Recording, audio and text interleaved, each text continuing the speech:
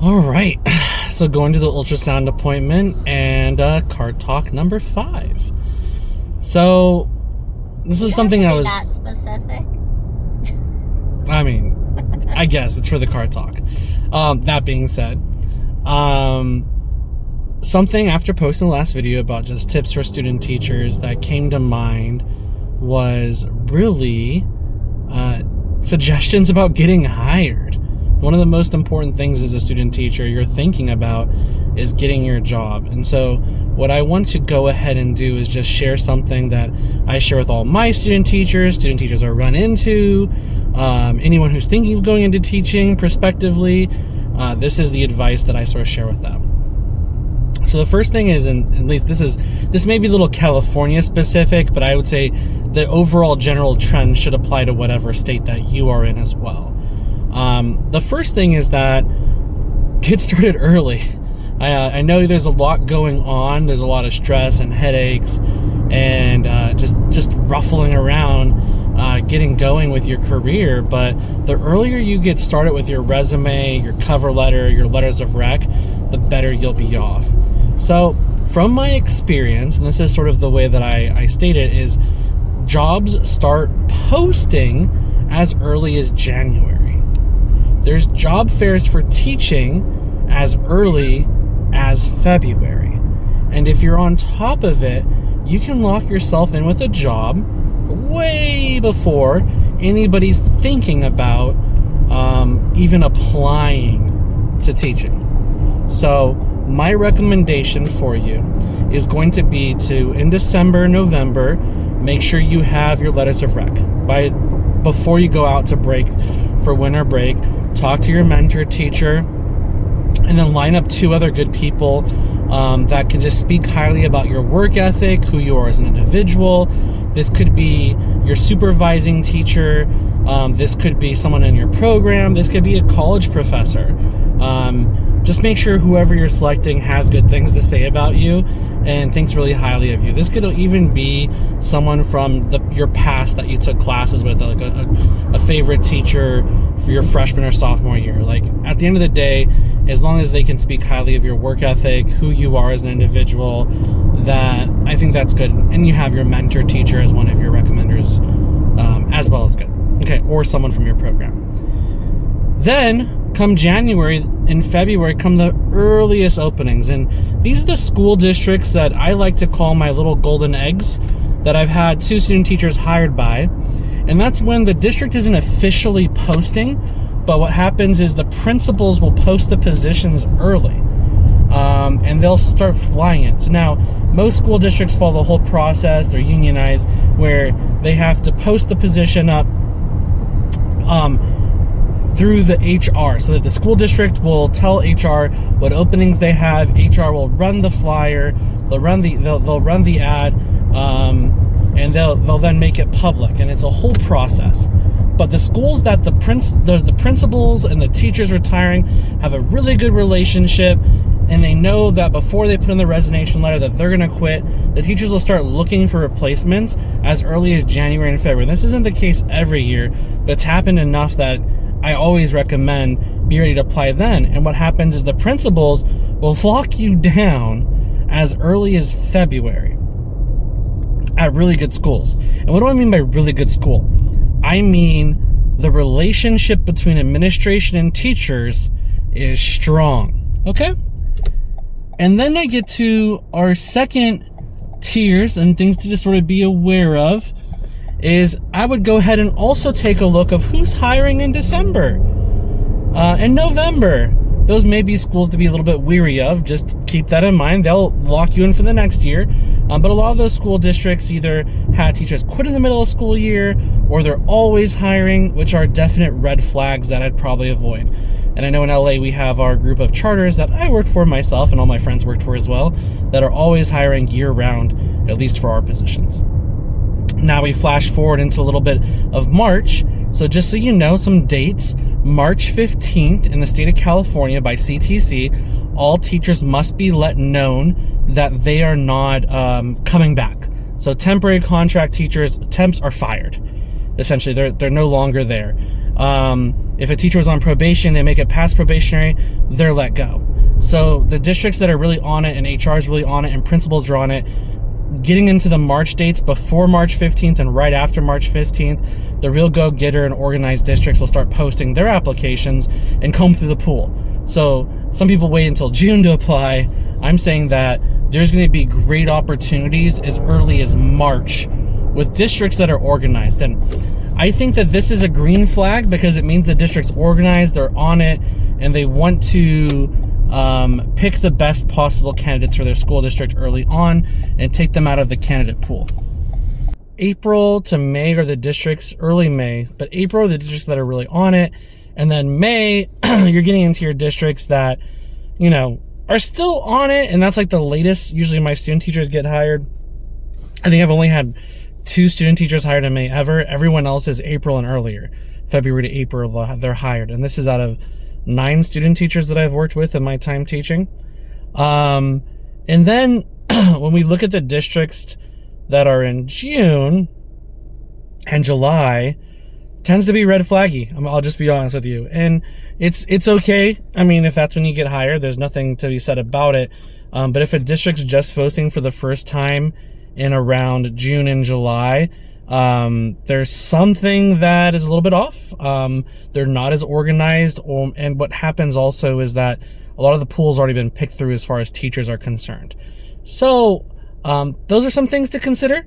Other things to know, important dates in California and rules that may impact the district you're specifically looking to get into are the following. July 1st is the last day that you as a teacher in California can quit. So after July 1st, if you choose to quit or leave your job, the school district can actually hold your teaching credential, so you can't go teach somewhere else if you wanted to, if you resign after July 1st. So July 1st is the last day to resign. So that does interesting things where the pool gets open, where in that hiring period of March to end of June, you have a lot of teachers shuffling around districts where they leave one school district, get hired by the other. The district they left now has an opening. That opening pops up, and this is Cupid shuffle in a way where the most desirable positions go up first, and then progressively the either slower districts or the least desirable positions open up a little bit later. And then what happens is Cupid shuffle ends and everything locks in July 1st. And that's where you as a new teacher have your last chance to actually get hired. Where someone who may have just taken a job at June 25th has really no competition with any employed teachers after July 1st. Because after July 1st, what happens is at that point,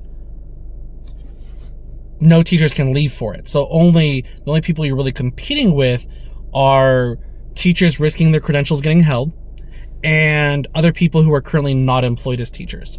So after July 1st, your opportunities go up exponentially. And that's why a lot of teachers get hired in July and August for those positions, because that's where your competition as a fresh hire goes up.